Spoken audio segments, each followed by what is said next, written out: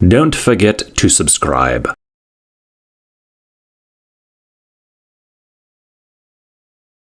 மகிமையின் வாசல் சபை வழங்கும் மகிமையின் நேரம். தேவ வசனத்தின் ஆவிக்குரிய கருத்தாளமிக்க தேவனுடைய வார்த்தையை கேட்டு கர்த்தருக்குள் வளருங்கள், ஆசீர்வதிக்கப்படுங்கள். இச்செய்தினை உங்களுக்கு வழங்குபவர் மகிமையின் வாசல் சபையினுடைய போதகர் பாஸ்டர் சங்கர் அவர்கள். கர்த்தர் தாமே உங்களை ஆசீர்வதிப்பாராக. இன்றைக்கு பார்க்கிற தேவனுடைய செய்தியுடைய தலைப்பு பரலோக சுதந்திரம். இயேசு கிறிஸ்து யாக்கோபுடைய சந்ததி ஆபிரகாமுக்கு வாக்கும் பண்ணப்பட்ட கானான் தேசத்தை சுதந்தரித்து கொள்ளுவதற்காக கானான் தேசத்துக்கு வருகிறார்கள். 12 கோத்திரத்தார், ரூபன் கோத்திரத்திலிருந்து கடைசியாக பெஞ்சமின் கோத்திரம் வரைக்கும் 12 கோத்திர பிதாக்களும் அவருடைய பிள்ளைகளும் பிள்ளைகளின் பிள்ளைகளும் கானான் தேசத்தை சுதந்தரிக்க போகிறார்கள். தேவன் ஆபிரகாமிடத்திலே உடன்படிக்கையின் மூலமாக இந்த பூமியை நான் உனக்கும் உன் சந்ததிக்கும் தருவேன் என்று வாக்குரைத்திருந்தார். அந்த வாக்கு தத்தத்தின் நிமித்தம் எகிப்திலிருந்து புறப்பட்டு மோசேயினுடைய தலைமையிலே அவர்கள் கடந்து வருகிறார்கள். பின்பு மோசேயினுடைய ஸ்தானத்திலே யோசுவா வருகிறார். இப்படி வரும்பொழுது அங்கே இருக்கிற 11 கோத்திர பிதாக்களும் 11 கோத்திரங்களுக்கும் திராட்சை தோட்டங்கள் கிடைத்தது, வயல் நிலங்கள் கிடைத்தது, வீடுகள் கிடைத்தது, மலைப்பாங்கான தேசம் கிடைத்தது, நீர்ப்பாய்ச்சல் உள்ள தோட்டம் கிடைத்தது. அப்படியாக அவர்கள் தேவனுடைய வாக்கு தத்தத்தின்படி அவரவர்களுக்குரிய பங்கை பூமியிலே சுதந்தரித்து கொண்டார்கள், சொந்தமாக்கி கொண்டார்கள். சொந்தமாக்கி கொண்டவுடனே அதில் ஒரு கோத்திரம் இருந்தது. அந்த கோத்திரத்தின் பெயர் லேவி கோத்திரம். இந்த லேவி கோத்திரத்திற்கு அங்கே ஒரு அடி நிலமும் கொடுக்கப்படவில்லை. 10ஆம் அதிகாரம் 9வது வசனம், உபாகமம் 10:9. ஆகையால் லேவிக்கும் அவன் சகோதரருடைய பங்கும் சுதந்திரமும் இல்லை. என்ன சொல்றாரு? எல்லாத்துக்கும் நிலம் கிடைச்சிச்சு, எல்லாத்துக்கும் திராட்சை தோட்டம் கிடைத்தது, கட்டாத வீடுகள் கிடைத்தது, 11 கோத்திரமும் அவருடைய சந்ததியும் எடுத்துக்கொண்டார்கள். நீர்ப்பாய்ச்சலான தோட்டம் கிடைத்தது, வயல்வெளிகள் கிடைத்தன, மலைப்பாங்கான தேசம் கிடைத்தது. ஆனால் லேவி கோத்திரத்துக்கு மட்டும் சொல்லிட்டார் கர்த்தர், லேவிக்கும் அவன் சகோதரருக்கும் பங்கும் சுதந்திரமும் இல்லை. அதாவது என்ன சொல்றார்? உனக்கு நிலமே கிடையாதுன்ட்டார். லேவி கோத்திரமே உனக்கு சுதந்திரமே கிடையாது, உனக்கு நீ சுதந்திரித்து கொள்ள வேண்டியது ஒன்றுமே இல்லைன்ட்டார். ஐயோ பரிதாபம்! எல்லாருக்கும் வீடு கிடைக்கும் போது லேவி கோத்திரத்துக்கு மட்டும் வீடு கிடையாதுன்ட்டார். எல்லாருக்கும் திராட்சை தோட்டம் கிடைக்கும் போது லேவி கோத்திரத்துக்கு மட்டும் திராட்சை தோட்டம் இல்லைன்ட்டார். எல்லாருக்கும் மலைப்பாங்கான தேசம் கிடைக்கும் போது லேவி கோத்திரத்துக்கு மட்டும் மலைப்பாங்கான தேசம் இல்லைன்னு சொல்லிட்டார். பாருங்க, இன்னைக்கு இயேசுவை பின்பற்றுகிறதான காரியமே சபை எதற்காக பின்பற்றுதுன்னா, இயேசு பெயரால் நான் ஆசீர்வதிக்கப்பட வேண்டும், இயேசு பெயரால் எனக்கு நன்மை உண்டாக வேண்டும், இயேசுவின் பெயரால் எனக்கு ஆஸ்தியும் ஐஸ்வர்யம் வர வேண்டும் என்று பின்பற்றுகிறார். அப்படி தான் சபைக்குள்ளே வர்றாங்க. வரும்பொழுது இயேசு அவர்களை ரட்சிக்கிறார். ரட்சித்த உடனே தேவனுடைய நோக்கத்தை சரியாக அறிஞ்சு கொள்ளணும். அப்போ இயேசுவை எதற்கு பயன்படுத்துகிறாங்க? இந்த 11 கோத்திரத்தாரும் சுதந்தரிக்கிறதற்காக பயன்படுத்துகிறாங்க. லேவி கோத்திரம் மட்டும் இயேசுவின் நாமத்தை, நிலங்களையும் தோட்டங்களையும் சுதந்தரித்து கொள்ளுவதற்காக பயன்படுத்தவில்லை. எலிசா சொல்கிறான், வீடுகளையும் தோட்டங்களையும் வாங்குகிறதற்கு இதுவா காலம் என்று சொல்லுகிறான். அப்படி சொல்கிற மனிதர்கள் எப்படிப்பட்டவங்கன்னா, அப்படி சொல்லுகிறவர்கள் எப்படிப்பட்டவனா? தேவசந்த பின்பகுதி வாசிப்போம். 10:9 சேர்ந்து வாசிப்போமோ? ஆகையால் லேவிக்கும் அவன் சகோதரருடைய பங்கும் சுதந்திரமும் இல்லை, உன் தேவனாகிய கர்த்தர் அவனுக்கு சொன்னபடி கர்த்தரே அவனுக்கு சுதந்திரம். அல்லேலூயா! இப்படி நீங்க சொன்னா ஏற்றுக்கொள்வீங்களா? கர்த்தர் சொல்றாரு, நான் தான் உன்னுடைய பங்கு, நான் தான் நீ சுதந்தரிக்க வேண்டிய கர்த்தர் என்று சொன்னால் நல்லா கவனிங்க, முழு சபையும் இருந்தது. தெரிந்து கொண்ட கட்ட லேவிக்கு மாத்திரம் கர்த்தர் சொல்லுகிறார், உனக்கு நிலம் வேண்டாம், உனக்கு திராட்சை தோட்டம் வேண்டாம், மலை பாங்கான தேசம் வேண்டாம், நீர்ப்பாய்ச்சலான தோட்டம் வேண்டாம், வயல் நிலமும் வேண்டாம், நானே உன் சுதந்திரம் என்று சொல்லுகிறார். அதை லேவியர்கள் ஏற்றுக்கொண்டார்கள். அவங்க எப்பயுமே தேவ சமூகத்தில் இருந்தாங்க. அல்லேலூயா. நல்லா கவனிங்க, இது இன்னைக்கு கஷ்டம். கர்த்தர் உன்னை ஆசீர்வதிப்பார்னு சொன்னாதான் கர்த்தருடைய நாமத்தை ஆசீர்வாதத்திற்காக பயன்படுத்துகிறேன். ஆசீர்வாதத்துக்கு தப்புன்னு சொல்லலை, ஆசீர்வாதத்தினுடைய ஒரு பகுதியை சொல்லுகிறேன். நான் இன்றைக்கு ஆசீர்வாதத்தை பற்றி பேசினா அது வேறு விதமாக பிரசங்கம் ஆயிரும். அதனால் சொல்கிறேன் பாருங்கள், நீங்கள் உங்களுக்குள்ளே கேட்டுக்கணும், இயேசுவை நாமத்தை நான் எதற்கு பயன்படுத்துகிறேன்? கர்த்தரை பிதாவாகிய தேவனை எனக்கு சொந்தமாக்கி கொள்ள இயேசுவை பயன்படுத்துகிறேன் என்று சொன்னால், நான் சொல்ல நீங்கள் தான் லேவி கோத்திரம், தேவனால் தெரிந்து கொள்ளப்பட்ட கோத்திரம். அல்லேலூயா. லேவி கோத்திரத்தார் எல்லாம் என்ன செஞ்சாங்க? இயேசுவை தங்கள் சுதந்திரமாக அவர்கள் வைத்துக் கொண்டார்கள். ஆண்டவர் சொல்றார் பாருங்க, இந்த சுதந்திரம் என்றால் என்ன என்றதை நான் உங்களுக்கு சொல்றேன். இன்ஹெரிட்டன்ஸ், சுதந்திரம் என்றால் உரிமை சொத்து. சுதந்திரம் என்னது? இந்த பழைய தமிழ் இது இல்லையா, உரிமை சொத்து. அதாவது பரம்பரையா சொத்தை உரிமை கொண்டாடுகிறதற்கு பேர் தான் சுதந்திரம். அங்கே அதை பற்றி நான் ஒரு விளக்கத்தை வசனத்திலிருந்து விளக்கம் கொடுக்குறேன். எசேக்கியேல் தீர்க்கதரிசன புஸ்தகம் 44ஆம் அதிகாரம் 44:28 எல்லாம் சேர்ந்து வாசிக்கலாமா? 44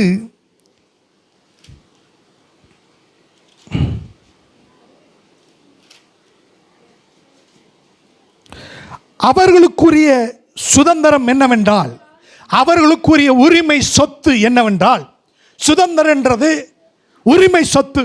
ஒரு தகப்பன் இருந்தார்னா அவன் தகப்பனுடைய சொத்து அவருடைய பிள்ளைகளுக்குரிய உரிமை. அதுக்கு போராடவே வேண்டாம், அதுக்கு அது சொத்து அவங்களுடைய உரிமை, பிள்ளைகளுடைய உரிமை. சரி, சுதந்திரம் என்னவென்றால் இல்லை செஞ்சுப்போம், நானே அவர்கள் இயேசு தேவன் சொல்கிறார் இங்கே, லேவி கோத்திரமே நான் தான் உரிமை சொத்து அப்படின்னு சொல்றார். ஆகையால் இஸ்ரவேலில் அவர்களுக்கு ஒரு நிலத்தை கூட கொடாதென்றாரு. கொடாதே, நானே அவர்கள் சொத்து. நல்லா கவனிச்சிங்களா? எப்படி இருக்கும், எப்படி இருக்கும் கவனிங்க. உங்க இருதயமெல்லாம் உலகத்தை சார்ந்திருக்கும் பொழுது தேவன் உங்கள் இருதயத்தை திருப்பி நான் தான் பாவம் உரிமை சொத்துன்னு சொன்னா நீங்கள் இயேசுவை அங்கீகரிப்பீர்களோ? இயேசுட்ட வரும்போது என்ன கிடைக்கும்? நானே உனக்கு சொத்து பண்றாரு. நல்லா கவனிங்க. அவர் சொன்னா பாருங்க, தேவன் அவர் சொல்றாரு, இன்னைக்கு காலவெளியில் கத்த சொல்றாரு, மகிமையின் வாசல் சபை. இந்த மகிமையின் வாசல் சபை கர்த்தருடைய கிருபையினால் ஆசீர்வதிக்கப்பட்ட சபை. ஹல்லேலூயா, ஆமென். அப்போ வாசிக்கலாம், எசேக்கியேல் 44:28 நம்ம வாசிக்கிட்டு இருக்கோம் இல்லையா? 28 அவர்களுக்குரிய சுதந்திரம் என்னவெனில் நானே அவர்கள் சுதந்திரம். ஆகையால் இஸ்ரவேலில் அவர்களுக்கு காணியாட்சியை கொடாதிருப்பீர்களாக. நானே அவர்கள் சொத்து, உரிமை சொத்துன்றார். இதை லேவியர் அங்கீகரித்தாங்க.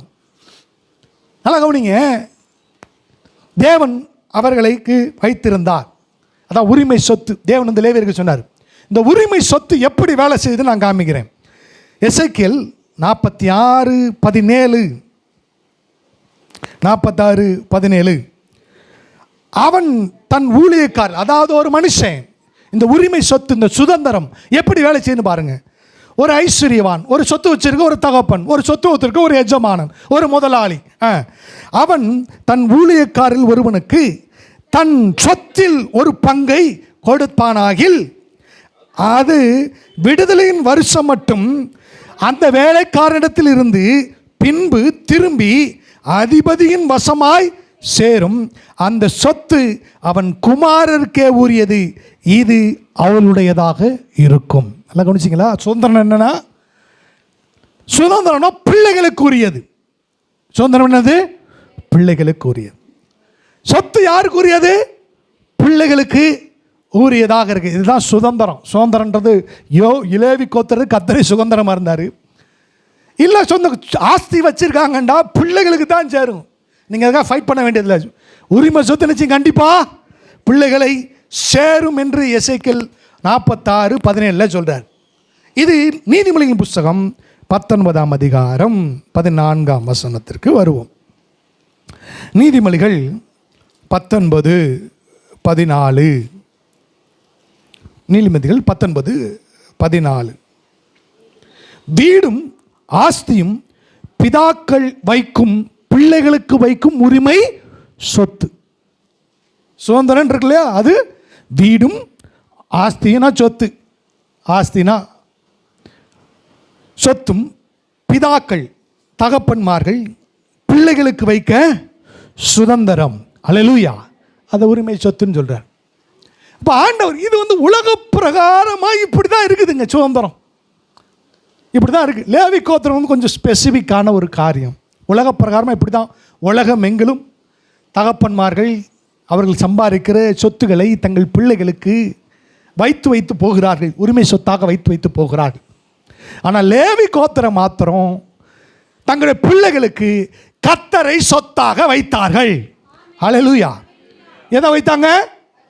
கர்த்தரை சொத்தாக வைக்காம காணியாச்சை வச்சுருந்தாங்கன்னா பிள்ளைகள் எல்லாம் என்ன ஆயிருக்கும்? தேவ சமூகத்தில் இருந்திருக்காது.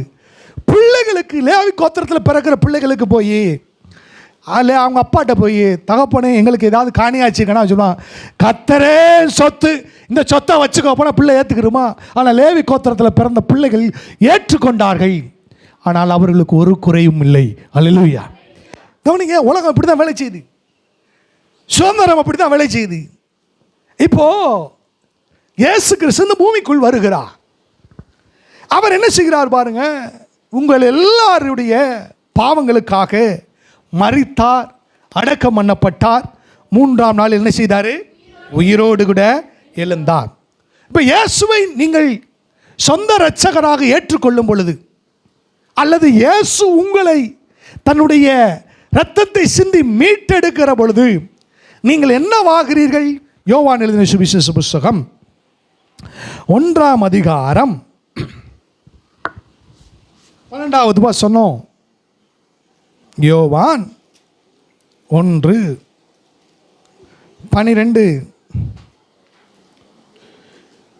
இயேசுவின் நாமத்தின் மேல் விசுவாசம் உள்ளவர்களாய் அவரை ஏற்றுக்கொண்டவர்கள் எத்தனை பேர்களோ அத்தனை பேர்களும் தேவனுடைய பிள்ளைகளாகும்படி அவர்களுக்கு.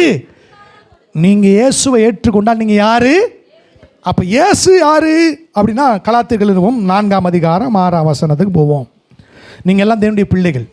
யாருடைய பிள்ளைகள்? 2 பிள்ளைகள் தான் பூமியில் இருக்காங்க. ஒன்று தேவனுடைய பிள்ளைகள், மற்றொன்று பிசாசின் பிள்ளைகள். நீங்கள் தேவனுடைய பிள்ளைகள். நீங்கள் தேவனை எப்படி அழைக்கிறீங்க? கலாத்தியர்கள் 4ஆம் அதிகாரம் 6வது வசனம். கலாத்தியர் 4:6. மேலும் நீங்கள் புத்திரராக இருக்கிற அப்படின்னா, பிள்ளைகளாக இருக்கிற அப்படின்னாலே அப்பா பிதாவே என்று கூப்பிடத்தக்கதாக தேவன் தமது குமாரனுடைய ஆவியை உங்கள் இருதயத்திலே. நீங்கள் பரலோகத்தில் இருக்கிற பிதாவை பார்த்து அப்பான்னு கூப்பிடுறீங்க. சர்வ வல்லமையுள்ள தேவனை அப்பான்றீங்க. அவர் உங்களை மகனே மகளே என்று அழைக்கிறார். அல்லேலூயா. இப்போ கர்த்தர் பாருங்க, நீங்கள் அவருக்கு பிள்ளைகளாக இருக்கிறீர்கள். யாருக்கு பிள்ளைகளாக இருக்கீங்க? தேவனுக்கு பிள்ளைகளாக. அதனால் நீங்கள் என்ன செய்கிறீங்க? அவர் அப்பா பிதாவேன்னு அழைக்கிறீர்கள். பிதாக்கள் ஆஸ்தியும் வீடும் ஆஸ்தியும் பிதாக்கள் வைக்கும் தேவன் பிதாவானால் நீங்கள் பிள்ளைகளானால் உங்களுக்கு என்ன சுதந்திரத்தை வைத்திருக்கிறார், என்ன உரிமை சொத்தை வைத்திருக்கிறார் என்பதை இந்த பரிசுத்த வேதாகம் ஆகிய பத்திரத்தில் படிக்கணும், உயிரில் படிக்கணும். நல்லா கவனிங்க. அவர் அப்பா, நான் பிள்ளை. வீடும் ஆஸ்தியும் பிதாக்கள் வைக்கும் உரிமை சொத்து. நான் பிள்ளை, தேவன் பிதா. என்னுடைய உரிமை சொத்து எங்கே? எது? அவர் நமக்கென்று ஒரு உரிமை சொத்தை வைத்திருக்கிறார். நல்லா கவனிங்க. நீங்க பார்க்குற இந்த உலக பிரகாரமான ஆசீர்வாதங்களை கர்த்தர் கொடுக்கிறாரு. அதெல்லாம் உரிமை சொத்து கிடையாது. அது உங்கள் பிள்ளைகளுக்காக கர்த்தர் கொடுக்கிற ஆசீர்வாதங்கள். அதற்காக கர்த்தருக்கு ஸ்தோத்திரம். உங்கள் பிள்ளைகளுக்கு உண்மையாக உரிமை சொத்தை கொடுக்கணும்னா வானத்தையும் பூமியும் படைத்த கர்த்தராகிய இயேசுவை உரிமை சொத்தாக நீங்கள் தர வேண்டும். ஹல்லேலூயா. அவர் சொல்கிறாரு, வானத்தில் இருக்க பிதா சொல்கிறாரு, உனக்கு ஒரு உரிமை சொத்தை வைத்திருக்கிறேன்.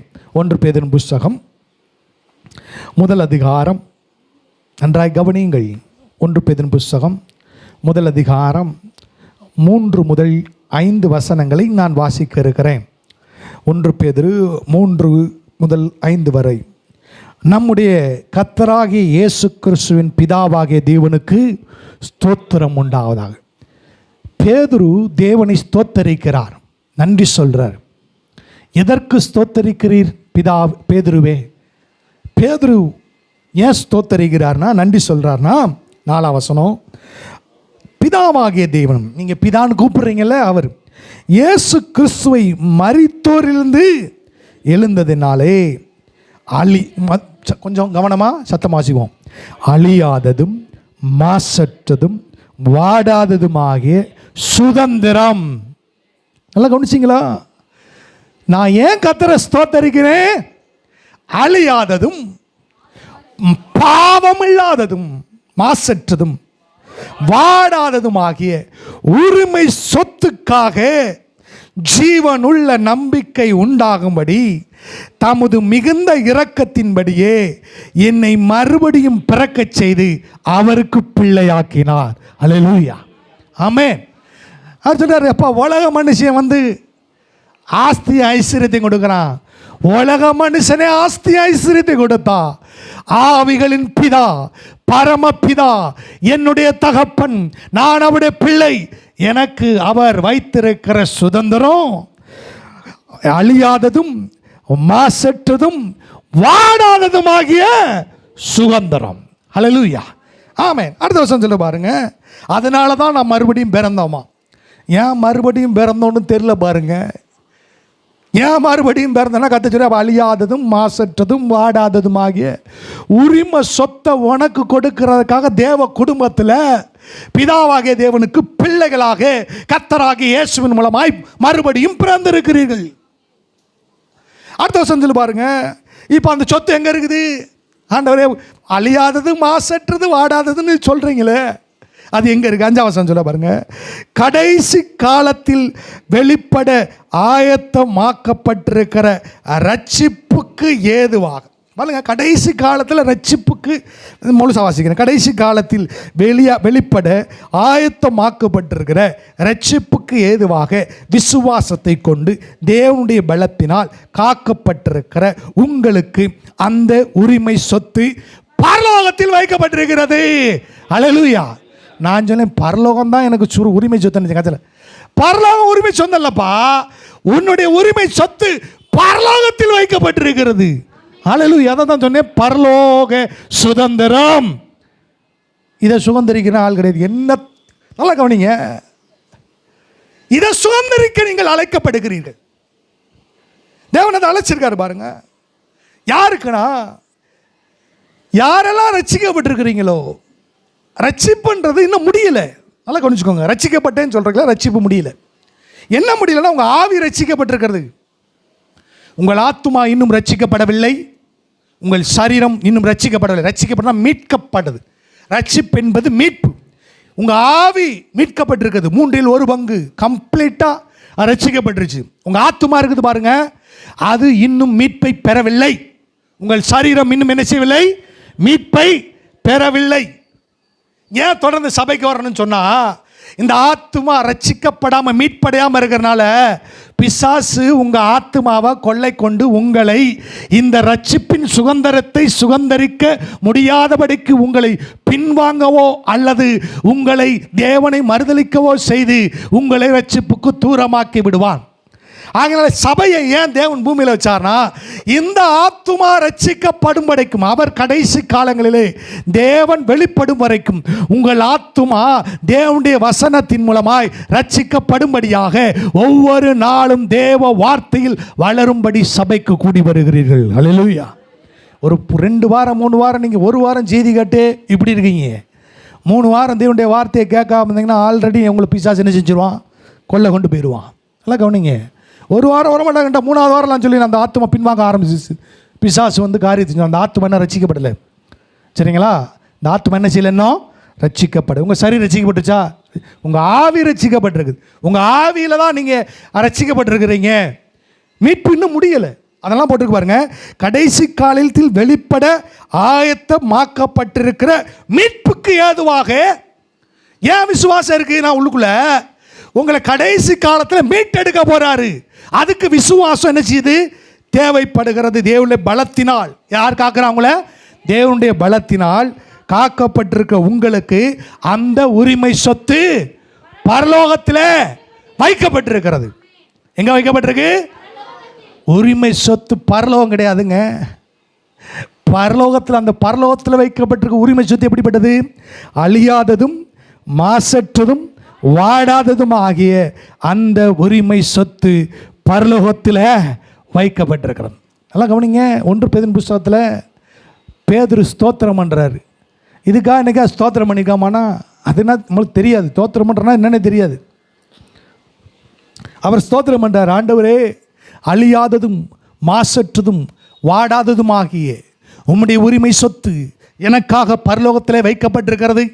கடைசி நாட்களில் வெளிப்பட ஆயத்தமாக்கப்பட்டிருக்கிற அந்த ரட்சிப்புக்காக நான் உம்மை ஸ்தோத்தரிக்கிறேன் என்று சொல்லுகிறார். ஹல்லேலூயா. இது பெரிய ஸ்தோத்திரம். எதுக்கு ஸ்தோத்திரம் பண்ணணும் அறியணும் பாருங்க. நம்ம எதுக்கு ஸ்தோத்திரம் பண்ணுவோம்? உலக காரியங்களுக்கு, காணியாட்சிக்கு, வருமானத்துக்கு, சுகத்துக்கு, பூமி சார்ந்த ஸ்தோத்திரங்கள். நான் தப்புன்னு சொல்லலை. ஆனால் அதை காட்டிலும் மேன்மையான கர்த்தரை நன்றி செலுத்துவதற்கு அற்புதமான ஆவிக்குரிய காரியங்கள் இங்கே இருக்கிறது. அப்போ நாங்கள் சொல்லிட்டேன் பாருங்கள், பரலோகத்தில் உரிமை சொத்து என்ன செஞ்சிருக்கு, வைக்கப்பட்டிருக்கிறது. சரிங்களா? நான் ஏன் இன்னும் உங்களுடைய ரட்சிப்பு முடிவடையில்லைன்னு நான் சொல்கிறேன்னா, அப்போது பரலோகத்தில் வைக்கப்பட்டிருக்க அந்த உரிமை சொத்து என்ன அப்படின்ற கேள்வி வரணும் இல்லையா? பரலோகத்தில் வைக்கப்பட்டிருக்கிற உரிமை சொத்து என்ன? அந்த உரிமை சொத்தை சொல்கிறாரு, மாசற்றது, வாடாதது, அழியாதது. அழியாததுமாகிய உரிமை மீட்புன்றார் பாருங்க. அவர் சொல்ல பாருங்க, இயேசு கிறிஸ்துவை மரித்தோர்ந்து எழுப்பினதினாலே அழியாததும் மாசற்றதும் வாடாததுமாகிய சுதந்திரத்திற்கு ஏதுவாக. அதாவது அழியாதது, மாசற்று, வாடாதது சுதந்திரம் சொல்லலை. அந்த சுதந்திரம் பரலோகத்திற்கு அது எப்படிப்பட்டதுன்னு சொல்கிறார். அது அழியாதது, மாசற்றது, வாடாது. அப்போ சுதந்திரம் என்ன ஆண்டவர்? உரிமை சொத்து என்ன? இங்கே உரிமை சொத்து அழியாதது, உரிமை சொத்து மாசற்றது, உரிமை சொத்து வாடாததுன்னு சொல்ல. உரிமை சொத்து இருக்குப்பா, அதை உங்களுக்கு சொல்கிறேன். அது அழியாதது, அது மாசற்றது, அது வாடாதது. அது அப்படிப்பட்ட சுதந்திரம் இருக்கின்றார். அப்போ சுதந்திரம் என்ன? வாசிக்கலாம் எபிரேயர் நிருபம். அப்போ இந்த வசனம் வந்த உடனே பாருங்கள், அப்போ சுதந்திரம் எதுன்னு கண்டுபிடிக்கணும் இல்லையா? சுதந்திரம் என்னன்னு தெரியணும். உங்களுடைய பூமியில் இருக்க சொத்து என்னன்னு தூங்கிட்டு இருக்கும்போது கேட்டால் கூட சொல்லுவீங்க. தூங்கிட்டு இருக்கும்போது கேட்டால் உங்கள் சொத்து என்ன, உங்கள் பேங்க் பேலன்ஸ் என்ன, உங்கள் வருமானம் என்ன, அப்படியே ஃபிங்கர் டிப்பில் வச்சுருப்பீங்க. ஆனால் ஆவிக்குரிய ரீதியிலே உங்களுக்காக வைக்கப்பட்டிருக்கிற, பரலோகத்தில் வைக்கப்பட்டிருக்க அழியாததும் மாசற்றதும் வாடாததுமாகிய அந்த ஆவிக்குரிய உரிமை சொத்து என்னது அப்படின்னும் போது பாருங்க தெரியாது. அது தெரியாதனால தான் பூமிக்குரியவைகளை சார்ந்து வாழ்கிறோம். பூமிக்குரியதற்காக இயேசுவை பயன்படுத்துகிறோம். இயேசுவை எதுக்கு பயன்படுத்துகிறோம்? பூமிக்குரியதுக்காக பயன்படுத்துகிறோம். ஆவிக்குரியதற்காக நாம் இயேசு கிறிஸ்துவை பயன்படுத்துவோமானால் பூமிக்குரியவைகள் நம்மை பின்தொடரும். நல்லா கவனிங்க. அப்போ பாருங்க, எபிரேயர்களிலும் இந்த உரிமை சொத்து என்னன்னு நான் உங்களுக்கு காண்பிக்கிற போகிறேன் பாருங்க. எபிரேயர்களிலும் 1 அதிகாரம் 14வது வசனம். எல்லாம் சேர்ந்து வாசிப்போமா? எல்லாம் சேர்ந்து வாசிப்போம். ரட்சிப்பை சுகந்தரிக்கிற போகல் நிமித்தமாக ஊழியம் செய்யும்படி அவர்கள் எல்லாரும் தேவதூதர்கள் எல்லாரும் அனுப்பப்படும் பணிவிடை ஆவிகளாக இருக்கிறார்கள். எதை சுதந்திரிக்க போகிறோம்? எதை சுதந்திரிக்க போகிறோம்? எதை பரலோகத்தை சுதந்திரிக்க போகிறீங்களா? ரட்சிப்பை சுதந்திரிக்க போகிறோம். எதை சுதந்திரிக்க போகிறோம்? இந்த ரட்சிப்பு தான் அழியாதது, மாசற்றது, வாடாதது. ஹல்லேலூயா. நல்லா கவனிங்க. ஏன் புரிய மாட்டேங்குது உங்களுக்கு அப்படின்னா, உலக சிந்தை இருந்தால் புரியாது. இங்கே என்ன வாசனை சொல்லுது? எல்லாம் சத்தமாக வாசிங்க, கவனமாக ஒவ்வொரு வார்த்தையாக வாசிங்க பார்ப்போம். வாசி. ரட்சிப்பை சுதந்தரிக்க.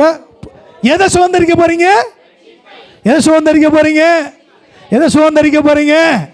பரலோகத்தில் வைக்கப்பட்டிருக்கிற உரிமை சொத்து என்னன்னு கேட்டீங்கன்னா ரட்சிப்பு. ஹல்லேலூயா. அங்கே அதான் வச்சிருக்காரு. என்ன, நான் ரட்சிக்கப்பட்டேனே. நீங்கள் ரட்சிக்கப்பட்டது உண்மைதான். உங்கள் ஆத்துமா ரட்சிக்கப்படல, உங்கள் சரீரம் இன்னும் என்ன செய்யவில்லை? ரட்சிக்கப்படவில்லை. ரட்சிக்கப்படணும்னு சொல்கிறாங்க, நாங்கள் சுதந்திரிச்சிட்டோம். என்ன சுதந்திரிக்கவே இல்லைப்பா. ரட்சிப்பை ஸ்டார்ட் பண்ணியிருக்கிறீங்க. அதை முடிவில் போய் நிறுத்துவதற்காகத்தான் தேவன் சபையை பூமியில் வைத்திருக்கிறார். ஹல்லேலூயா. என்ன தேவதூதர்கள் எதற்கு வர்றாங்களா? பரலோகத்தில் வைக்கப்பட்டிருக்கிற மாசற்றதும் அழியாததும் வாடாததுமாகிய அந்த உரிமை சொத்தாகிய ரட்சிப்பை, மீட்பை பெற்றுக்கொள்ளும்படி, மீட்பை உரிமை சொத்தாக பெற்றுக்கொள்ளுவதற்காக தேவதூதர்கள் பணிவிடை ஆவிகளாக அனுப்பப்பட்டிருக்கிறார்கள். ஹல்லேலூயா. ரட்சிப்புன்றது பாருங்க, ரட்சிப்புன்றது இன்னும் முடியல. ரட்சிக்கப்பட்டேன்னு சொன்னால் இன்னும் ப்ராசஸில் இருக்குது. ஆத்துமா பாருங்க, இதை நான் சொல்கிறேன் பாருங்க, எது ரட்சிக்கப்படும் பாருங்க. இப்போ உங்களுடைய ஆவி ரட்சிக்கப்பட்டிருக்கு. ஆவி ரட்சிக்கப்பட்டனால நீங்கள் முழுசாக ரட்சிக்கப்பட்டீங்களா கேட்டிங்கன்னா 1/3 ரட்சிக்கப்பட்டிருக்கிறீர்கள். மனிதன் ஆவியாக இருக்கிறான், அவனுக்கு ஒரு ஆத்துமா இருக்கிறது, அவன் சரீரம் என்ற கூட்டிலே வாழுகிறான். அவனுடைய ஆவி ரட்சிக்கப்பட்டிருக்கிறது, ஆத்துமா ரட்சிக்கப்படவில்லை, சரீரம் மீட்படையவில்லை. கதை சொல்லாரு, இந்த 2 உரிமை சொத்தும், ஆத்தும ரட்சிப்பும் சரீரம் ரட்சிக்கப்படுறதும், சரீரம் மீட்பை பெறதும், ஆத்தும மீட்பை பெறுகிறதும், இது உங்கள் சொத்துப்பா. இந்த சொத்து பரலோகத்தில் வைக்கப்பட்டிருக்கிறது. அது அழியாதது, மாசற்றது, வாடாதது.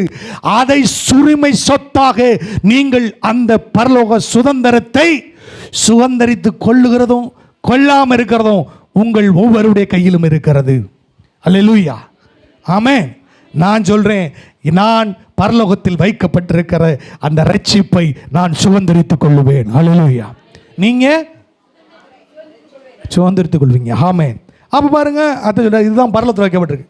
இங்கே நீங்கள் எதை சுதந்திரிக்கிறீங்களோ சுதந்திரிக்கலையோ அதை பற்றி ஊழியக்காரனுக்கு கவலை கிடையாது. ஆனால் எனக்கு என்ன கவலைனா, இவ்வளவு பெரிதான ரட்சிப்பை பெற்ற நீங்கள் பரலோகத்திலே வைக்கப்பட்டிருக்கிற அந்த ரட்சிப்பை, நீங்கள் மீட்பை சுதந்திரித்து கொள்ள வேண்டும். ஹல்லேலூயா.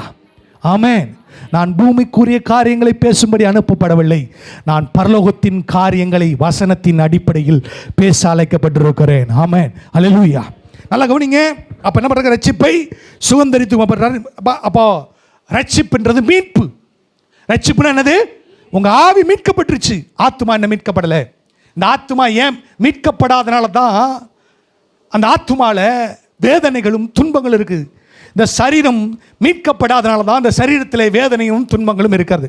இது பரலோகத்திலிருந்து அந்த மீட்பு வர வரைக்கும் நீங்கள் துன்பப்பட்டு தான் ஆகணும், ஆத்துமாவிலையும் ஆவிலையும். ரைட். இப்போது நம்ம மறுபடியும் என்ன செய்வோம்? இந்த ஆத்தும மீட்பை பற்றி நம்ம பார்க்க போகிறோம். 1 பேதுரு புஸ்தகம் 1ஆம் அதிகாரம் 18ஆம் வசனம். அவர் பேதுரு சொல்லிட்டே வராரு பாருங்க. சரி, 9ஆம் வசனம். உங்கள் விசுவாசத்தின், எல்லாம் சேர்ந்து வாசிப்போம். 1:9. உங்கள் விசுவாசத்தின் பலனாகிய மோத நிற்பாங்க, எல்லாம் சத்தமாக வாசிப்போம். ஆத்தும ரட்சிப்பை அடைகிறீர்கள். என்ன செய்வீங்க பாருங்க? அங்கே அடைய போகிறீங்க, அங்கே தேவனிடத்தில் அடைய போகிறீங்க. பாருங்க, ஆத்தும மீட்பை அடைய போகிறீர்கள். என்ன செய்ய போகிறீங்க? ஆத்தும, பாருங்க, ஆத்தும மீட்பு இன்னும் உண்டாகலை உங்கள் ஆத்துமாக்குள்ளே. இன்னும் உங்கள் ஆத்துமா பூர்ணப்படவில்லை. அதெல்லாம் பவுல் சொல்றாரு, உங்கள் ஆத்துமாக்களை ரட்சிக்க வல்லமையுள்ளது. நான் பிரசங்கிக்கிற அந்த வசனங்களை சாந்தமாக ஏற்றுக்கொள்ளுங்கள். ஹல்லேலூயா. வசனம் வேணாம் சொல்லுங்க, ஆத்துமா ரட்சிக்க விடாது. ஆத்துமா தான் தீர்மானிக்குது, இயேசுவை பின்தொடருமா வேண்டாமா. ஆத்துமா ரட்சிப்பு. அந்த ஆத்துமா பாருங்க, இந்த ஆத்துமா பிசாசினால் இடைவிடாமல் தாக்கப்படுகிறது. அதே வேளையிலே ஆவியானவர் இடைவிடாமல் வசனத்தினால் உங்கள் ஆத்துமாவை ரட்சிப்பதற்காக தம்முடைய வசனத்தை அனுப்பி கொண்டே இருக்கிறார். இது நடந்து கொண்டே இருக்குது. அப்போ கடைசி காலங்களிலே தேவகுமாரனாகிய இயேசு மத்திய வானில் வெளிப்படும் பொழுது தேவனால் தெரிந்து கொள்ளப்பட்டவர்கள் பரலோகத்திலே வைக்கப்பட்டிருக்கிற உரிமை சொத்தாகிய ஆத்தும ரட்சிப்பை அடையும்படி கர்த்தராகிய இயேசுவானவர் பிரதான தூதனுடைய சத்தத்தோடும் ஜுவாலித்து எரிகிற அக்கினியோடும் இயேசு 1000 பரிசுத்தவான்களோடு என்னுடைய உரிமை சொத்தாகிய ஆத்தும மீட்பை கொண்டு வருகிறார். ஹல்லேலூயா, ஆமென். அப்ப ரட்சிக்கப்பட்டீங்க, பரலாம் போயிரு. என்றைக்கு நீங்கள் கடைசி வரைக்கும் உங்களுடைய ரட்சிப்புக்குள் நீங்கள் நிலைத்திருந்தால் உங்கள் ஆத்தும மீட்பை நீங்கள் பெற்றுக்கொள்ளுவீர்கள். ஹல்லேலூயா. அதை நிறுத்துவதற்காகத்தான் சபையானது பரலோக ராஜ்யத்தின் ரகசியங்களாகிய வேத வசனங்களை தொடர்ந்து சொல்லுகிறது. ஆமென். அப்ப ஆத்தும ரட்சிப்பு என்ன செய்யுது? இந்த ஆத்தும ரட்சிப்பை நான் இன்னும் விலைக்கு காண்பிக்கிறேன். அந்த ஆத்தும ரட்சிப்பு ரட்சிக்கப்படலாம் எப்படி இருக்கும், ரட்சிக்கப்பட்ட எப்படின்னு நான் காமிக்கிறேன். அப்போ இந்த ஆத்தும ரட்சிப்பு ஒன்று, இந்த ஆத்தும ரட்சிக்கப்படும் பாருங்க. ஆத்தும ரட்சிப்பு என்ன தெரியல, நான் சொல்கிறேன், உங்களுக்கு சொல்கிறேன். ஆத்தும ரட்சிக்கப்படுது அவர் வரும்போது அழியாததும் மாசற்றதும் வாடாதுமாகிய உங்கள் ஆத்தும மீட்பை இயேசு கிறிஸ்து மத்திய வானில் வெளிப்படும் போது கடைசி பரியந்தம் நீங்கள் நிலைத்திருந்தால் நீங்கள் அவர்களை சுதந்தரித்துக் கொள்ளுவீர்கள். ஆமென், ஹல்லேலூயா. இப்பொழுது நான் சரீர மீட்பை பற்றி நான் சொல்ல விரும்புகிறேன். சரீர மீட்பு ரொம்ப முக்கியமானது. 1 கொரிந்தியர் புத்தகம் 15ஆம் அதிகாரம். 1 கொரிந்தியர் பாருங்க, இதெல்லாம் உங்கள் சொத்து. எந்த சொத்து உங்களுக்கு வேணும் அப்படின்னா பாருங்க, நீங்க சொல்லணும் ஆத்தும மீட்பும் சரீர மீட்பும் அழியாததும் மாசற்றதும் வாடாதும் ஆகிய அந்த உரிமை சொத்தை, பரலோகத்தில் இருக்க அந்த உரிமை சொத்தை நான் பெற்றுக்கொள்ளணும் என்று சொல்ல வேண்டும். ஆமென், ஹல்லேலூயா. 1 கொரிந்தியர் புத்தகம் 15ஆம் அதிகாரத்துக்கு போ. 1 கொரிந்தியர் 15ஆம் அதிகாரம்.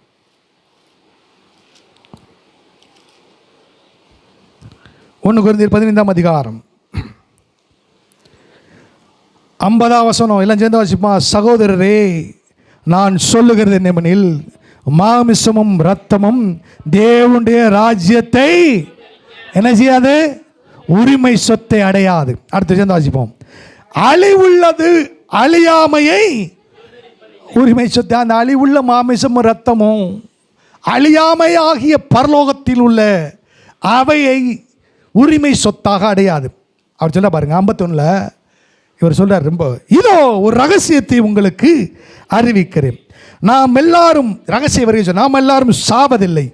ஆகிலும் கடைசி எக்காலம் தொனிக்கும் பொழுது ஒரு நிமிஷத்தில் ஒரு இமைப்பொழுதிலே நாம் எல்லாரும் மறுரூபமாக்கப்படுவோம். பாருங்க, மாமிசமும் இரத்தமும் மறுரூபமாக்கப்பட்டு இயேசுவை போல சரீரமும் எலும்பும் உடையவர்களாக மாறுவோம். அல்லேலூயா. பரலோகத்துக்கு போனீங்கன்னா தேவன் பிதாவாகி தேவன் ஆவியா இருப்பார். ஆனால் இயேசு கிறிஸ்து ஆவியா இருக்க மாட்டார். இயேசு கிறிஸ்து மர்வமான சரீரத்தோடு இருப்பார். அல்லேலூயா. ஆவியானவர் ஆவியா இருப்பார். நீங்கள் பிதாவாகிய தேவனாய் போல மாறப்போகவில்லை. நீங்கள் கர்த்தராகிய இயேசு கிறிஸ்துவை போல அழிவுள்ள சரீரமாகிய இது அழியாமையையும் மாசற்றதும் வாடாததுமாகிய மர்வமுள்ள கிறிஸ்துவை போல ஒரு சரீரத்தை அங்கே சுதந்தரித்துக் கொள்ளுவோம். ஹல்லேலூயா. இதை நோக்கி தான் சபை செல்லுகிறது. ஆமென், ஆமென், ஹல்லேலூயா. நல்லா கவனிங்க, இந்த சபை எதை நோக்கி ஆவியான கொண்டு போறாரு? கதை சொல்றாரு, மேல சொல்றாரு, நான் தான் உங்க சொத்துன்னு ஏசப்பா சொல்லியிருக்காரு. அவர் சொல்லி தான் உரிமை சொத்து, அவரை போலே மாத்துறாரு. நல்லா கவனிங்க, சுதந்திரம் அழியாமைன்னு வார்த்தை வருது, சுதந்திரித்துக் கொள்வதை பற்றி வருது. உங்களுடைய சொத்து பரலோகத்தில் வைக்கப்பட்டிருக்கிறது. எங்க வைக்கிட்டு இருக்கு? அங்கே சொல்றேன், என் சொத்து எங்க? பரலோகத்தில் இருக்குது. என் சொத்து எங்க? பரலோகத்தில் இருக்குது. கேட்டால் பைத்தியக்காரத்தனமாக இருக்குது. இதெல்லாம் அழிஞ்சு போகுங்க. அந்த சொத்தை அடைஞ்சிட்டிங்கன்னா நீங்கள் தான் ஆசீர்வதிக்கப்பட்ட மனிதர். ஹல்லேலூயா. நிறைய பேர் அடையாமல் போயிட்டாங்க. 2 தேரி இருக்குது. ஒரு தேரி ரட்சிப்பை இழக்க மாட்டோன்னு பேசுகிற கூட்டம், இன்னொரு தேரி ரட்சிப்பை இழக்க முடியணும்.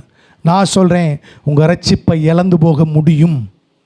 ஆனால் கர்த்தருடைய பலத்தினாலே வேத வசனத்தினாலே உங்கள் ரட்சிப்பு காக்கப்படும்படி நாங்கள் இந்த காலை வேளையிலே வசனத்தை சொல்லுகிறோம். ஹல்லேலூயா. பாருங்க, அடுத்த வசனம் பாருங்க. எக்காலம் தொனிக்கும். 52 எக்காலம் தொனிக்கும். அப்பொழுது பாருங்க, ஒரு எக்காலத்தில் நீங்கள் மறுரூபமாயிருவீங்க. 2வது எக்காலத்தில் அப்பொழுது மரித்தோர் அழிவில்லாதவர்களாய் எழுந்திருப்பார்கள். பாருங்க, அப்புறம் சொல்லி பாருங்க, நாமும் மறுரூபமாக சத்தமா அழிவுள்ளதாகிய இது அழியாமையும் சாவுக்கேதுவாகிய இது சாவாமையும் தரித்து கொள்ளும். அழிவுள்ளதாகிய இது அழியாமையும் சாவுக்கேதுவாகிய இது சாவாயும் தரித்து கொள்ளும் போது, அதை சுகந்தரிக்கும் போது, பரலோகத்தில் இது வைக்கப்பட்டிருக்கிறது. உங்க பேர்ல ஒரு மகிமையுள்ள சரீரமும் உங்கள் பேரிலே உங்கள் ஆத்தும மீட்பும் சொத்தாக பரலோகத்தில் வைக்கப்பட்டிருக்கிறது. நீங்கள் இயேசுவை பின்தொடர்ந்து கொண்டே போகும் பொழுது, கடைசி நாட்களே கர்த்தர் வெளிப்படும் பொழுது, உங்களுக்குரிய சொத்தாகிய ஆத்தும மீட்பையும் சரீர மீட்பையும் அடைந்து மறுரூபமாக்கப்படுவீர்கள். ஹல்லேலூயா. அதாங்க சொத்து. அதெல்லாம் பவுல் பேதுரு சொல்றாரு, பரலோகத்தில் உங்களுக்கு வைக்கப்பட்டிருக்கிற பரலோக சுதந்திரம் உங்களுடைய ஆத்தும மற்றும் சரீர மீட்பு என்று சொல்லுகிறார். ஹல்லேலூயா. நல்லா கவனிங்க. அப்போ சொல்ல பாருங்க, ஜெயமாக விழுங்கப்பட்டது என்று இருக்கிற வார்த்தை நிறைவேறும் என்று கர்த்தர் சொல்றார். அதுக்கு ஒரு ஸ்தோத்திரம் சொல்றாரு.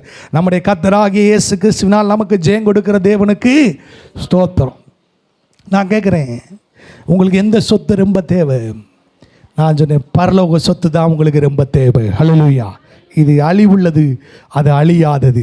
இது மாசுள்ளது, அது மாசற்றது. இது வாடக்கூடியது, அது வாடாதது.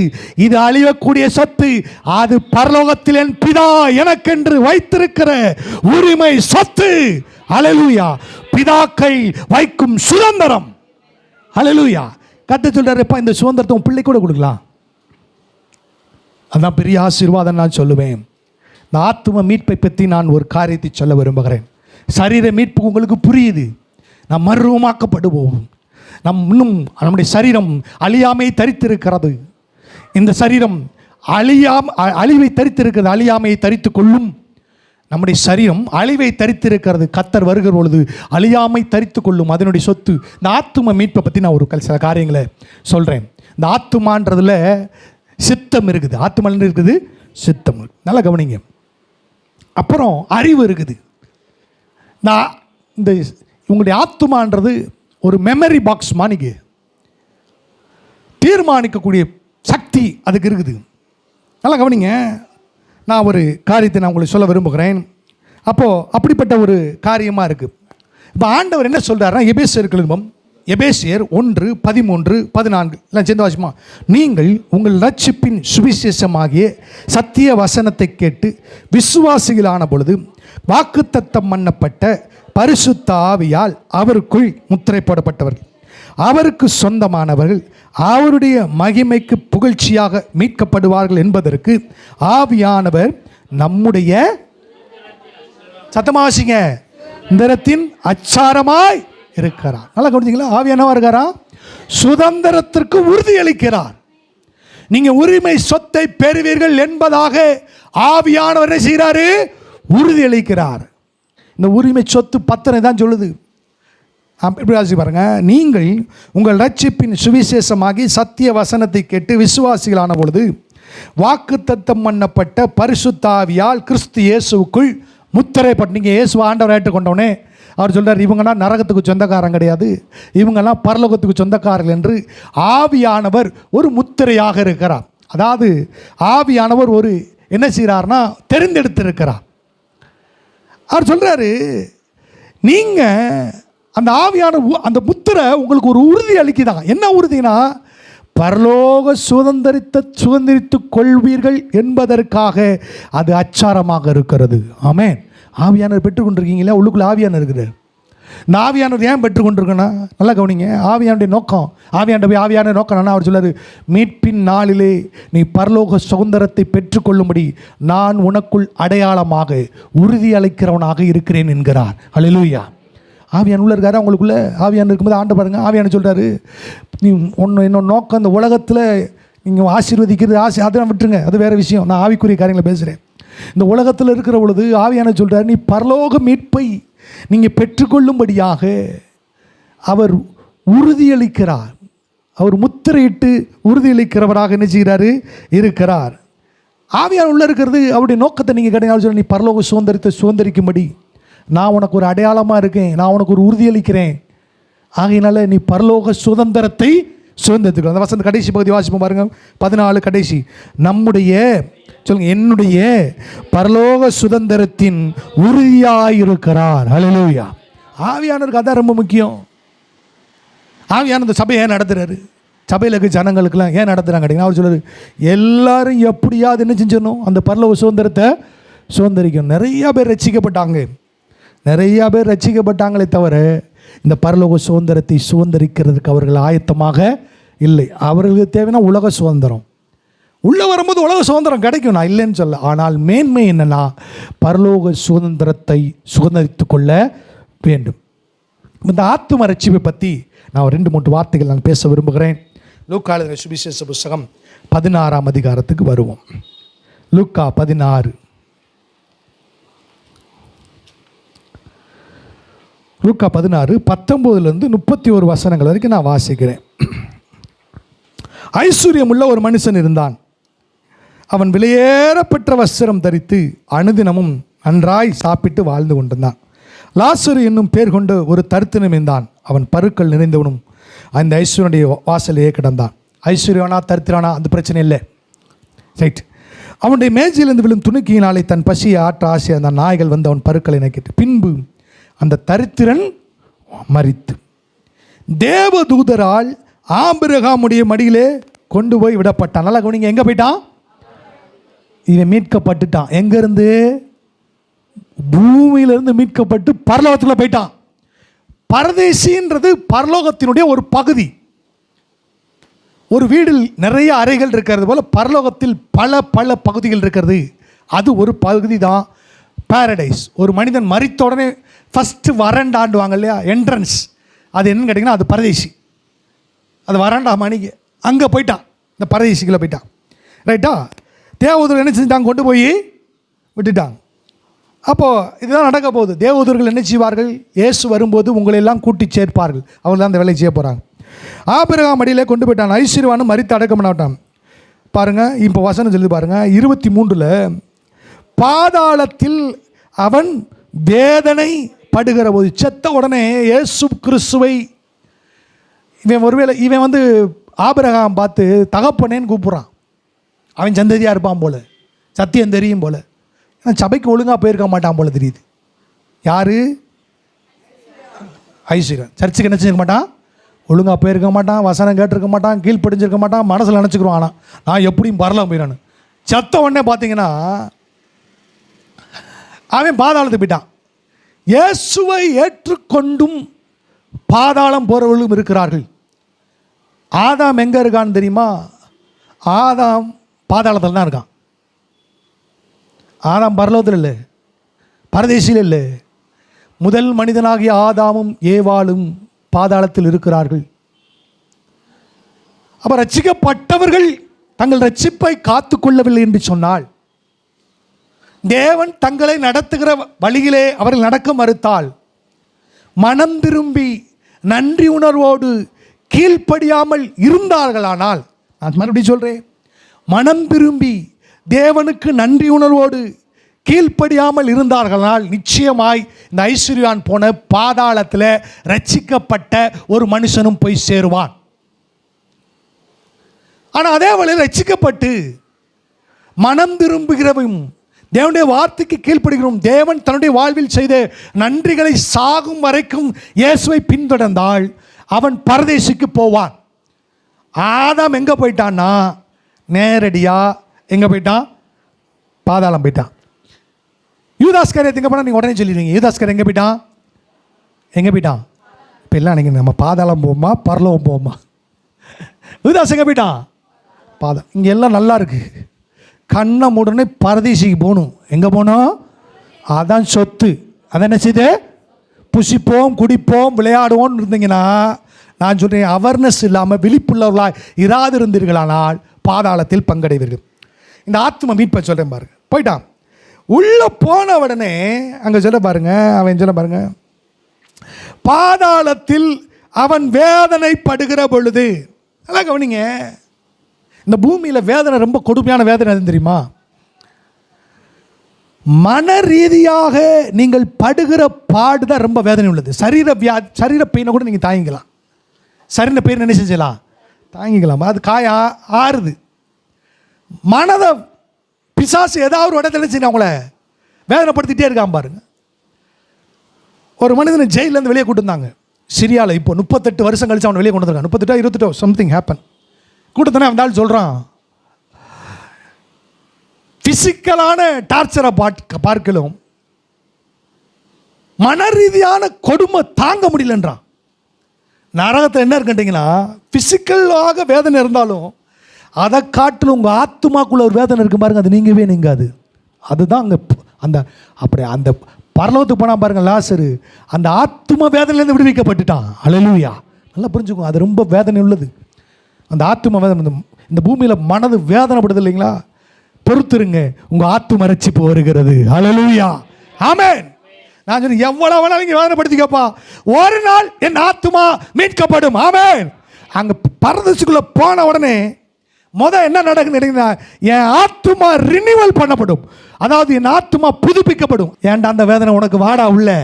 அல்லேலூயா. ஆமென். இப்பயே எனக்கு பரலோகத்தில் இருக்க மாணிக்க இருக்குது. ஆமென். அதான் ஆத்ம மீட்பு. ஆனால் செத்த உடனே இவன் பாருங்க, அந்த பெயின் அங்கே ரொம்ப இருக்கு. அங்கே போனால் சகோதரன் நினைக்கிறான், குடும்பத்தை நினைக்கிறான், பூமியை நினைக்கிறான்.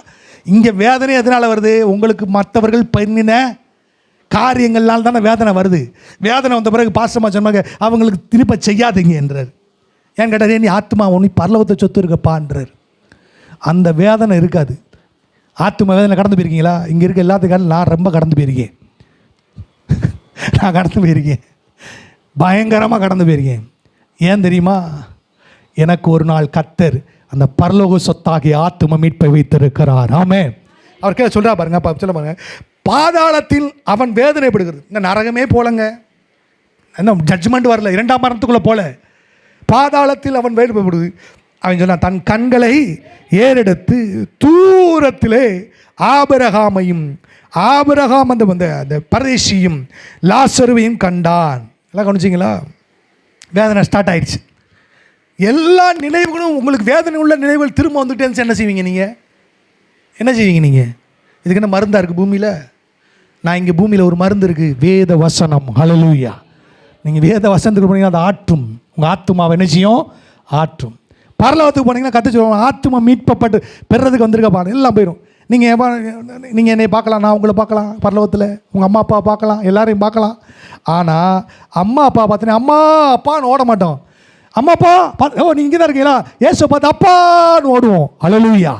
அந்த உறவு அங்கே இருக்கிறதால அறிவீர்கள். எலியா பார்த்தோன்னு தெரியும், எலியா அவர் தான். எலிசா பார்த்தீன்னு நான் அங்கே இருப்பேன். அல்லேலூயா. என்னை பார்த்தீங்கன்னா இவர் தான் பாஸ்டர். அல்லேலூயா. கத்தி கத்தி வசனம் சொல்லி கொடுத்தாரு ஐயா. நல்ல வேளை பரலோகம் வந்துட்டோம். ஆமென். அல்லேலூயா. நல்லா கவனிங்க. அப்போ சொல்ல பாருங்கள், இதுதான் ஆத்தும மீட்பு. அங்கே அந்த இங்கே இருந்து கூட நீங்கள் டார்ச்சரில் வெளியே வந்துடலாம். சண்டே சர்ச்சில் வந்து உட்காந்திங்கன்னா வசந்துக்கிட்டே உங்கள் ஆத்துமா தேற்றப்படும். அல்லேலூயா. என் ஆத்துமாவை தேற்றுகிறார். ஆமென். தேற்றுவார். ஆனால் அங்கே போனால் சண்டை பிரசங்கம்னா இருக்காது, வசனம் இருக்காது, ஆறுதல் இருக்காது. உங்களுடைய நினைவுகள் உங்களை என்ன செய்யுன்னு கேட்டிங்கன்னா, அதுதான் ரொம்ப வேதனை. சரீர வேதனை ஒரு பக்கம் இருந்தாலும் அந்த ஆத்தும வேதனை இருக்குது பாருங்கள். அதனால தான் வேஞ்சலுது, தன் ஆத்துமாவை என்ன வேதனையில் ஊற்றினார் இயேசு கிறிஸ்து? ஆத்துமாவை மரணத்தின் வியாகுலத்துக்குள் கடந்து போனார். நல்லா கவனிங்க, மரணத்தில் ஊற்றினார், அந்த ஆத்துமா கடந்து போனார். ரைட். அப்போ பாருங்கள், அவன் சொல்கிறான், ஆபிரகாம் அடியில். அப்பொழுது அவன் தகப்பனாகிய ஆபிரகாமே, நீர் எனக்கு இறங்கி லாசரு தன் விரலினால் தண்ணீரை கொடுக்கும்படி குளிர பண்ணும்படி அவனை வேண்டினான். இந்த அக்கினி ஜுவாலையிலே வேதனைப்படுகிறேன் என்றான். அக்கினி ஜுவால வேலை ஒருவேளை பாருங்கள், இந்த மனதில் இருக்கிற காரியங்கள், இந்த உலகத்தின் காரியம் அங்கே பசிக்கும். ஆனால் தண்ணி குடிக்கணும், தண்ணி கிடைக்காது. இது பசியை காட்டில் இந்த மனதுக்குள்ளே இருக்குது பாருங்கள், டார்ச்சர். அது ரொம்ப கொடுமையானது. ஆனால் ரட்சிக்கப்பட்டிருக்க நீங்கள் ஆத்தும ரட்சிப்பை அடைவீர்கள். ஹல்லேலூயா. ஆமென். ஆத்தும ரட்சிப்பை நான் சொல்கிறேன், இதுதான் ரொம்ப முக்கியம். அவன் சொல்ல பாருங்கள். அப்புறம் அதற்கு இப்போ பாருங்கள், ஆபிரகாம் வந்து கரெக்டாக சொல்கிறார் ஆத்தும மீட்புனா என்னன்னு சொல்கிறார். அதற்கு ஆபிரகாம் மகனே என்றார். யார மகனேன்றாரு? இயேசு யார மகனேன்னு சொல்லுவார்?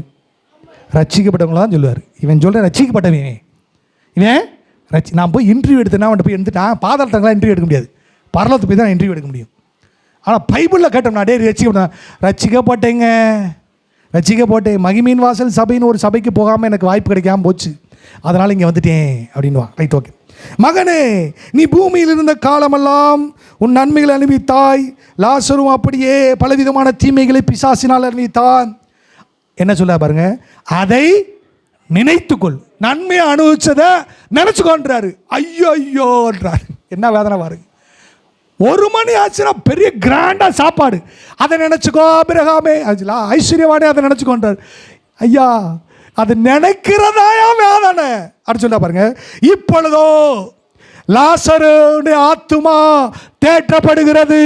அல்லேலூயா. அங்கே அப்படி தான் சொல்லுவாங்க. வாசிங்க வசந்த வாசிங்க. இப்பொழுது அவன் ஆத்துமா தேற்றப்படுகிறது, நீயோ அவைகளை நினைத்து வேதனைப்படு.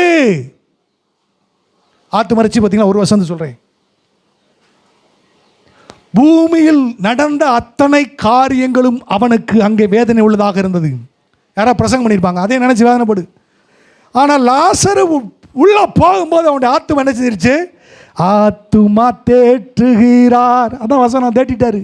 அது உள்ள போன எல்லாம் தெரியுதா? எல்லாம் தெரியுங்க. ஆபிரகாம் தெரியுதா? ஐஸ்வர்யான் தெரியுதா? அவர் எலிசான் தெரியுது, எலியான் தெரியுது. உன் ஆத்துமால தான் வேதனை இருக்கா? இல்லை இல்லை இல்லை இல்லை, நீ எங்கே இருக்க? நான் பரதீசில் இருக்கிறேன். அல்லேலூயா, ஆமென். அப்போ சொல்ல பாருங்க, நீயோ வேதனைப்படுகிறார். அதுவும் இல்லாமல் அப்போ இந்த வேதனை தான் இந்த வசனம் 25வது வசனம் இருக்கு பாருங்க. இது ஆத்தும மீட்பின் வசனம். ஹல்லேலூயா. இந்த மாணிக்கு வசனங்கள் நிறையா இருக்குது. சங்கீதம் 23 அவர் என் ஆத்துமாவை தேற்றுகிறார். இந்த பூமியில் வசனத்தினால தேற்றுவார். அதே வேளையில் பரலோகம் போனீங்கன்னா உங்கள் ஆத்துமா ரட்சிக்கப்படும். ஆமென். ரட்சிப்புனா என்ன தெரியுமா? 2 கொரிந்தியர் 5ஆம் அதிகாரம் 17வது வசனம் செஞ்சுமா, இப்படி இருக்க ஒருவன் கிறிஸ்துவுக்குள் இருந்தால் புது சிருஷ்டியாக இருக்கிறான், பழையவுகள் ஒளிந்து போயின, எல்லாம் புதிதாயின. தான் ரட்சிப்பு. இப்போ உங்கள் ஆவியில் அப்படி நடந்திருக்கு. யூ ஆர் த நியூ உங்கள் கிரியேஷன் பண்ணியிருக்காரு. ஒரு புது சிருஷ்டியாக இருக்கீங்க. பரலோகம் போகும்போது என்ன ஆகுன்னு கேட்டிங்கன்னா, நீங்கள் உங்கள் ஆத்துமா புது சிருஷ்டியாக இருக்கும், பழையவைகள் ஒளிந்து போய் எல்லாம் புதிதாகும். ஹல்லேலூயா. அதான் ஆத்தும ரட்சிப்பு. எப்படி ஆவியில் நடக்கிறதோ அதுபோல் ஆத்துமால் நடக்கும். எப்படி ஆத்துமால் நடக்கிறதோ அதுபோல் உங்கள் சரீரத்தில் நடக்கும். இதுதான் அந்த ரட்சிப்பு. அதான் ரட்சிப்பு முடியும். இப்போ நம்ம எங்கே போகிறோம்னா, ரட்சிப்பை சுதந்தரித்து கொள்ள போய் கொண்டிருக்கிறோம். அல்லேலூயா. அதுக்கு தேவதூதர்கள் நம்மளுக்கு ஒத்தாசையாக இருக்கிறார் என்று எபிரேயர் 1:14 சொல்லுகிறது. தேவனுடைய ஜனமே, நான் சொல்கிறேன், இந்த காலவெளியில் இங்கே இருக்கிற எல்லாரும் அந்த பரலோக சுதந்திரத்தை சுதந்தரித்து கொள்ள அழைக்கப்படுகிறீர்கள். அல்லேலூயா. நீங்கள் ஒவ்வொருவரும் ஆசீர்வதிக்கப்பட்டவர்கள். கர்த்தர் உங்களை ஆசீர்வதிப்பார். Don't forget to subscribe.